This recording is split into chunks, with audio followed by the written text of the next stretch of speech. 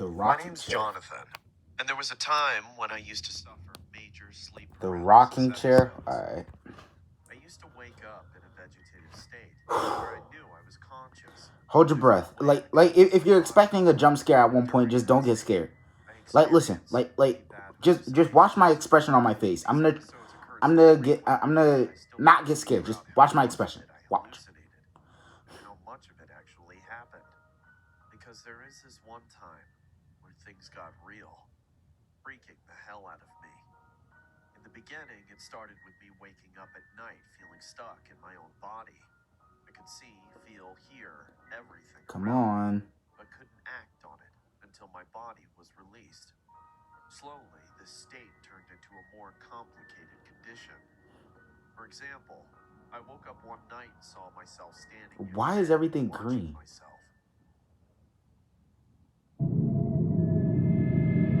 I can't tell you how terrified I was after breaking free. I decided to see a psychiatrist for this. Dr. Berman gave me sleeping pills and said with time that it'll pass. He said there's no particular treatment for sleep paralysis other than improving sleep habits, including going to bed at the same time every night, ensuring a comfortable sleep environment free of distractions, and avoiding caffeine before sleeping. I followed his instructions, and for a month I did quite well. But things took a bad turn all of a sudden. One night, I dozed off on my living room couch, and it happened again. There's not much furniture in my apartment because I recently moved in. Apart from the couch, there's a TV set, a lamp, and a rocking chair. The chair was already in my apartment before I moved in. I think it belonged to the previous That's why they tenant, call it and I let some it be used as spawn-chilling an extra sitting stories. arrangement for me. I woke up with the same feeling of being stuck, but this time, neither I saw myself, nor I felt alone. Instead, I saw someone sitting in the chair and rocking. I could tell it was a woman, probably in her late 70s. The most terrifying thing about experiencing sleep paralysis is that you will know that you're awake, but you'll also know that you're seeing something that isn't there in real life. I knew there's no one in this apartment except me when I saw this woman sitting in her rocking chair. She didn't turn her face towards me and made a single sound. She just rocked back and forth. This phenomenon started to occur every night, but I was confident. Yo, that it was why all is my she sitting imagination, there? because as soon as I broke free from the state of trance, the lady was gone. I told my psychiatrist, Dr. Bergman, about this. Okay, it's not gonna work. You know, just bear with me, yo. Just bear with me, yo. Cause I opted like, for meditation before going to bed, they because wild Dr. doing Bergman these said it stories. would help my I sleep. gotta give this creator credit though, so shout out to him. I was almost feeling But relieved. yeah, when I really stopped having further give the episodes, creator some credit. until one night, I experienced a living nightmare. I had a friend over. Let's call him Matt for the sake of the story. Matt and I watched a football match and had a couple beers. Matt. Matt drank a bit too much, so he stayed the night. So he at my drunk place. now? Around 3 a.m., I heard heavy breathing from a very close distance. As soon as I opened my eyes, I saw a horrifying face leaning over me and looking directly into my eyes. Her white, frail hairs were all over me. It was that woman who rocked in the chair. I wanted to scream, but I realized that I was having an episode and started telling myself that it wasn't real, that this is all my imagination. The woman then spoke to me. You think I'm not real, huh?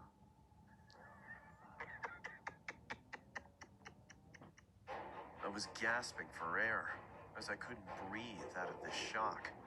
She got up and started walking to Matt's side of the bed. I watched her approach my friend with a sinister smile. She slowly came near him and then leaned on him in the same manner. Her jaws then started to stretch into a huge hollow mouth. Ew. Devouring Matt's head.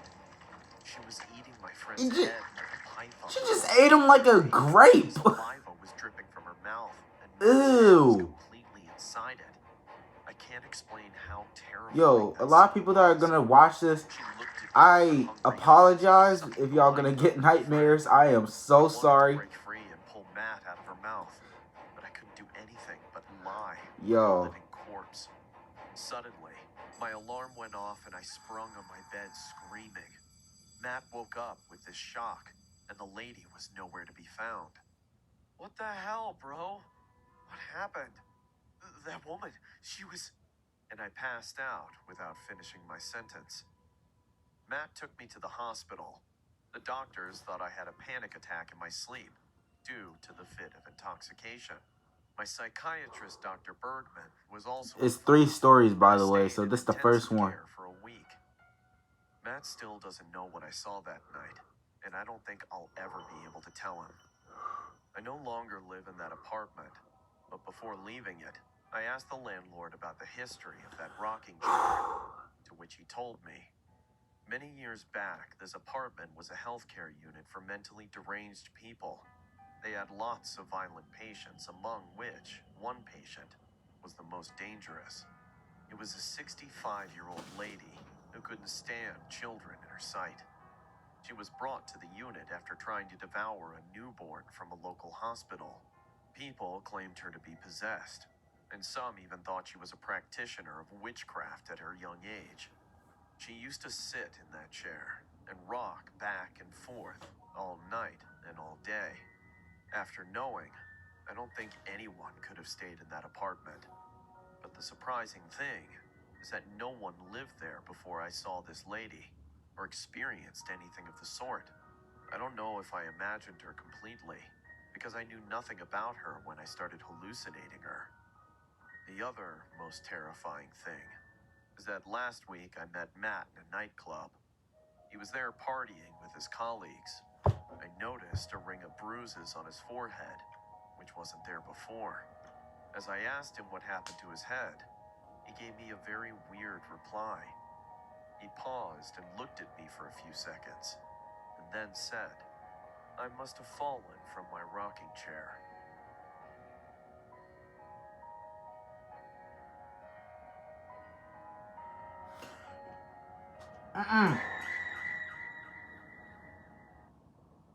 Before starting the story, I would suggest you guys to go subscribe to the channel. It turns out that most of you guys who watch me aren't actually subscribed. So, if you like the content and want to support the channel, go ahead and subscribe and hit the bell. I don't It's even free, know what and the you can story always change your mind said. later. The yellow I eye was in man. college when I met Marcus. We became friends in no Oh my time. god, yo. Marcus and I were also part of the popular group, hence we were always around each other. We went to a party at a friend's house, and Marcus asked me to be his girlfriend. Everything happened so fast that I barely gave it a thought on whether I loved him or not. When I looked back at it now, I feel the reason I said yes was to remain in the popular group. Everyone in the college started addressing us as the most They're in popular college. couple, and I enjoyed all the attention. Anyways, after dating for 4 months, I moved to his place because that's where our entire group used to hang out most of the time. It was a rented house with 2 bedrooms, a living area, and an open kitchen. Marcus and I shared the big bedroom, which was at the end of a long corridor. The other bedroom mostly stayed empty unless one of our friends passed out after a heavy night of drinking. I won't go into too much detail about our relationship because that's not important regarding the incident I'm about to share. Marcus was a party animal, and almost every night he drank himself to the core and passed out on the bed. On a similar night like that, we partied hard and Marcus went to bed. I was bidding goodbye to my friends as they all started to leave. We wrapped up earlier that day because we had an important seminar to attend in the morning. I cleaned the living room a bit and started to walk to the bedroom to get some sleep. Wouldn't there be a girl's The house was voice? feeling extremely quiet as the loud music and crazy laughter ended for the night. I was almost close to the bedroom when I heard a gagging sound. I quickly entered the room thinking maybe Marcus is feeling sick, but what I saw creeped me out. Marcus was still lying on the bed, with his eyes wide open, staring at the corner of the room. I could tell he was trying to move, but he couldn't. It was as if he had no control over his body. Seeing me enter the room, his gaze shifted at me, and his eyes turned even wider, as if he had gotten 10 times more scared. I rushed over to him and started screaming, "Marcus, what's happening to you? Get up!" But he couldn't move a single muscle. I got so freaked out that I started calling our friends, when suddenly he gasped and sprung Why on call bed. your friends? Call the It was as doctor. if he broke free from a state of trance. He was breathing heavily. Call a and doctor. his body was shaking with fear. Oh my God, are you all right? What the hell was that? Water. Just give me some water. I immediately poured himself a glass of water, and Marcus drank it in one go. I waited for him to calm down, and after 10 minutes, his breathing finally became normal, and he got up. He went to the washroom, splashed water on his face, and came back to bed. I said in a worried voice, "Do you want me to call our friends? We can take you to the hospital if you're feeling sick." "I'm fine now." "What happened to you a few moments back?" "Sleep paralysis." God, I haven't felt that way in a long time. It's nothing to be worried about. "Why were you staring at the corner of the room?" "People hallucinate during sleep paralysis. I'm telling you, it's nothing." Even though I heard many things about sleep paralysis, this was the first time I witnessed someone having an episode like that. We slept on the matter, and the next day didn't tell any of our friends about it. Marcus behaved as nothing happened, but one thing kept bugging me. What did he hallucinate that night? Time went by, and this memory started to fade away. Marcus started drinking almost every night, and I didn't like this anymore. We had several fights about his drinking habit. One night, we had a huge brawl right in front of our friends. Everyone got awkward, and they called off the party that night. Marcus slept in our common bedroom, and I locked myself in the guest bedroom. That night, I cried myself to sleep and passed out on the bed. It must have been 2:30 in the morning when I opened my eyes No. and found the door wide open. I remembered very well that I locked the door as soon as I stepped into this room. He went in. Suddenly, I heard footsteps outside the room. Nope. I wanted to get up and see who it was, but No. no matter how much I tried, I couldn't move a muscle. Was I experiencing sleep paralysis? My heartbeat got faster as I realized what happened to Marcus that night is now happening to me. I can't explain the scariest feeling from that moment, but it was like I was all awake in a terrifying dream. Soon, the footsteps started to come closer, and I saw a creepy, bony hand grabbing the wall adjacent to the door. I'm turning around. I I'm closed my turning eyes, around. but my That way. body was not in my control. Slowly, a dark figure started to lurk in behind the wall. A pitch-black face peeked right into the room, and I saw a pair of eyes staring right at me. They were such big yellow eyes with no eyeballs inside them. I wanted to scream, but I couldn't. No duh. The figure then gave a huge grin, and I saw his rotten teeth gushing out of his bloody gums. Just then, I heard footsteps coming towards the room, and I woke up screaming out loud. "Sally? Sally!" Marcus was banging on the door and calling my name. Surprisingly, the door was locked this time. I somehow stood up and stumbled to the door. With trembling hands, I opened the lock and fainted on the floor. When I woke up, sunlight was flooding the room, and birds were chirping in the sky. Marcus was sitting right next to me with a worried face. He asked me why I screamed last night, and I told him everything I saw. But as soon as he heard about the yellow-eyed man, his face turned pale. He said in a fumbled voice, "Is this true? Please, don't make things up." "Why would I lie, Marcus? I'm scared. What is happening to me? I've never experienced sleep paralysis before. I know it was just a hallucination, but it felt so real." Marcus kept quiet for some time, and then held my hand. "There's something I didn't tell you that night." "What night?" "The night you saw me having sleep paralysis." I looked at him with confused eyes, and he went on saying, "When I was 13 years old, I had my first episode. I watched myself sleeping in that episode. I thought it was just a dream, hence I didn't bother with it. But as time passed, I started seeing this dark figure walking into my room, and sometimes standing in the corner. I've never seen someone so scary. It was a pitch-black human figure, more like a shadow. The only thing that stood out in his feature was his yellow eyes and a terrifying grin with rotten, bloody teeth. My mom took me to see many psychiatrists, and after heavy doses I'm sorry if you can't really see me that well. I'm just back. I'm pretty close to the camera, but like I'm just right in the. After a really long time, I'm just right in the back, right I here. saw him again. I'm right. He was standing in the corner of my room and watching me. Punch him. When you came into the room, Punch I him. saw him standing right behind you. That's why I got so freaked out. But is it possible for two people to hallucinate the same thing? I shouldn't have brought this on you. We both felt paranoid and had no idea what to do about the situation. I mean, there's no way we could share this with someone without being labeled as crazy. We had no other choice than to keep it in us. Also, I didn't have any episode after that night, which is why I thought to ignore this matter. Until one night, things got out of hand. I woke up again in the same manner, finding myself caught in a trance. I could see Marcus deeply asleep beside me, and no matter how much I tried, I couldn't wake him up, because I couldn't move or scream at all. I gazed at the room, waiting to get shit scared by that yellow-eyed man once again, but I didn't see anyone around. My breathing got heavy and I waited to wake up, when I suddenly heard a chuckle right next to my ear. I looked at the side and saw the yellow-eyed man lying next to me.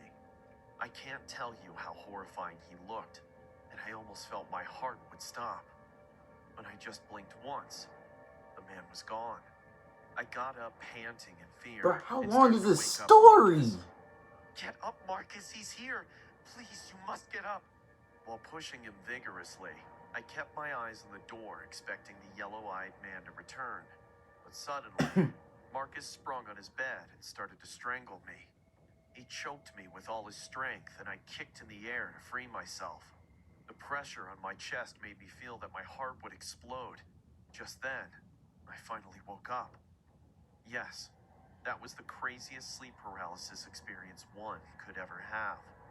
Marcus was still asleep, and I realized that this sleep paralysis episode is just getting worse for me. I couldn't sleep the entire night. Next morning, I didn't say a single word to Marcus and moved out. We still dated to the end of the term, but things changed between us. I was too scared to spend nights with him, and he had this guilt, which he obviously didn't deserve. We parted ways, and it's been 7 years. I haven't heard from him. I don't know how we both hallucinated the same thing, but whatever it was, I consider that phase to be the darkest time of my life. I still don't know whether that yellow-eyed man was real, because Marcus never told me about him until I saw him myself. What do you think? Real dead This cousin. happened Oh in recent no. times, and honestly, I don't know what to believe. Comment down below. Do you think it's real or not? When I was 10 years old, my cousin, Well, Judith, the lost yellow-eyed her parents in man. a Do you car think he's accident. real or not? Yes My or no? parents adopted Comment down her, below. and we grew up together. But yeah, She this story is studied at called the the same dead. school as It's me, called Dead moved Cousin. out as soon as she turned 18. And yeah, Even though hopefully my this mom isn't. tried to be a mother figure, Yo, that was Judith yo. always kept her distance from So us. far, some of these were I pretty know scary. she created a wall after losing her parents.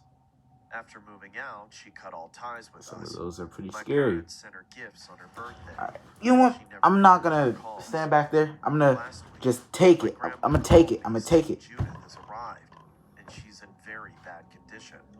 My mom and I rushed to see her. She was a completely different person. Her pretty face was filled with scratches and scars. Her nails were filthy, Ew. and her eyes were always moving. Judith got into severe heroin addiction. We took her to the doctors and helped her get over it. My I fault. still It was remember those confusing. nights when she woke up screaming because of her withdrawal. She scratched her skin so badly that her flesh tore up and started to bleed. I had to come back for my work, but my parents stayed with my grandmother to take care of her. I stay in a one-bedroom apartment. One night, I was sleeping in my room. Suddenly, I woke up hearing a knock on my door. I got up and walked to the main door. I was thinking, who could it be at this hour of the night, when I saw Judith standing in front of me. I obviously didn't expect her, because last time when I talked to my mom, she told me Judith was living in rehab. Judith? How did you get here? Is everything all right? Judith didn't say anything. She just smiled and slowly walked in. Her face was different this time. She was looking calm and pale at the same time. Nope. I closed the door and followed her into the living room. She stood near a shelf and kept staring at our childhood photograph that I kept there. Judith, is everything fine? Does Mom know you're here? She turned around and kept staring at me, as if she forgot to speak. I got worried, thinking she might have escaped from rehab and came here. I was going to call my mom and let her know about this, when the phone rang. Sit down. I'll be back in a minute. I went back to my room and picked up the call. Surprisingly, it was my mom. Hey, Mom, you won't believe what happened. Judith. But before I could finish, I heard my mom crying over the phone. Mom, what happened? Max, Judith is no more. The people called from rehab. She slashed her wrist with broken glass. Poor Judith. My senses went numb. My heart was pounding in my ears. If Judith is dead, then who the hell is standing in my living room? I slowly turned around, and there she was, standing right behind me. I screamed and passed out on the floor. When I woke up, I saw daylight coming from my window. I slept on the floor the entire night, but I couldn't tell if it was a dream or I imagined everything. The next day, I went to my grandmother's house to attend Judith's funeral. I didn't tell my mom about that night.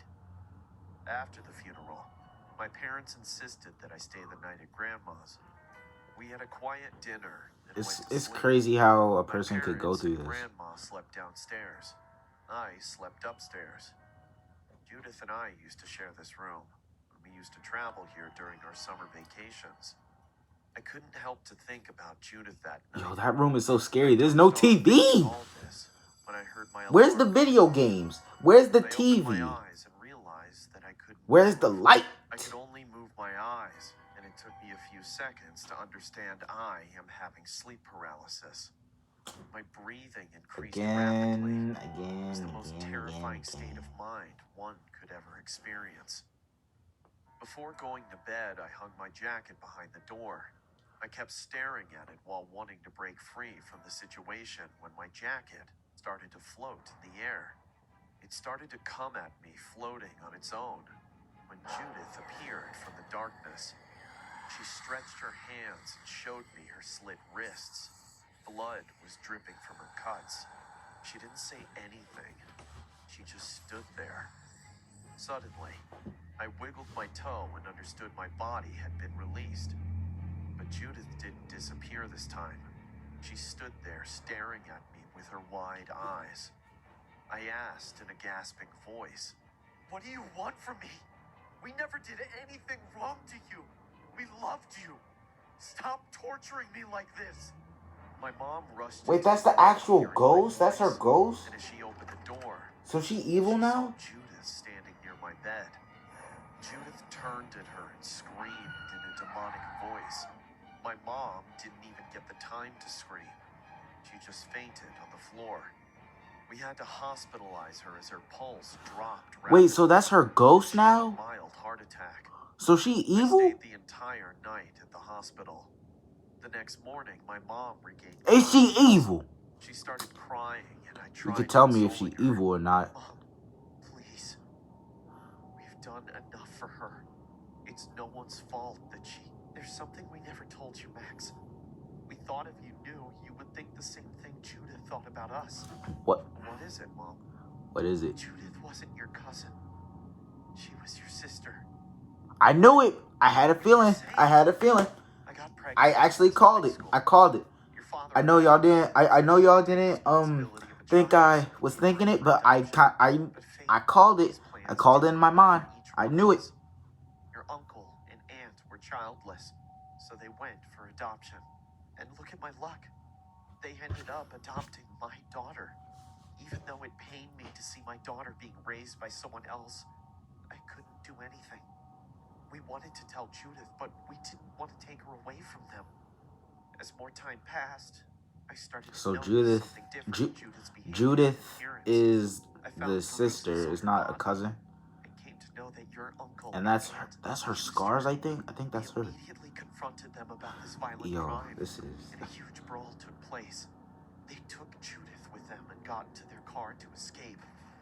You guys might think I'm scared to sometimes do these type of reaction videos, but I actually like doing these reaction videos sometimes. And Uncle died.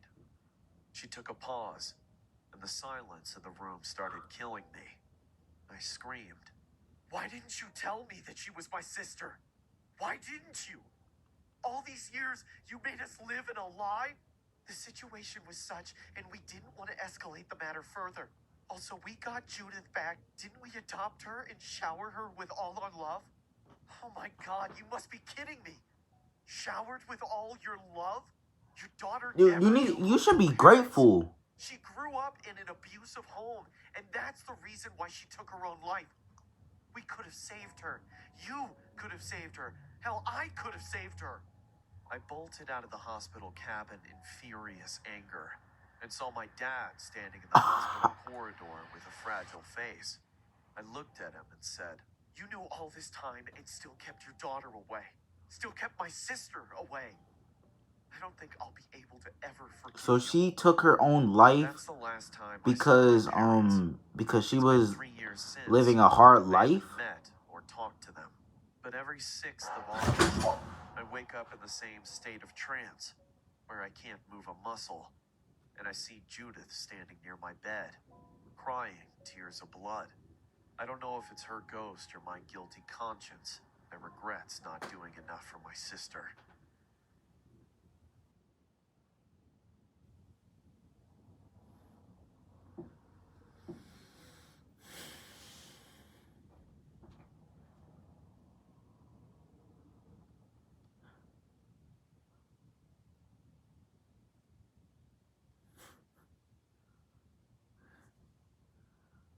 What? All right.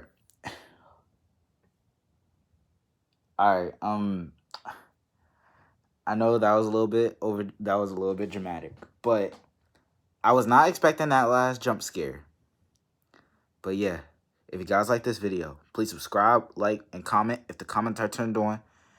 And I don't know what to say. I don't know what to say. Comment down scary stories. If the comments are turned on, if you want to see some more scary stories like this. So, yeah, I'm out. FCG, peace, and stay safe.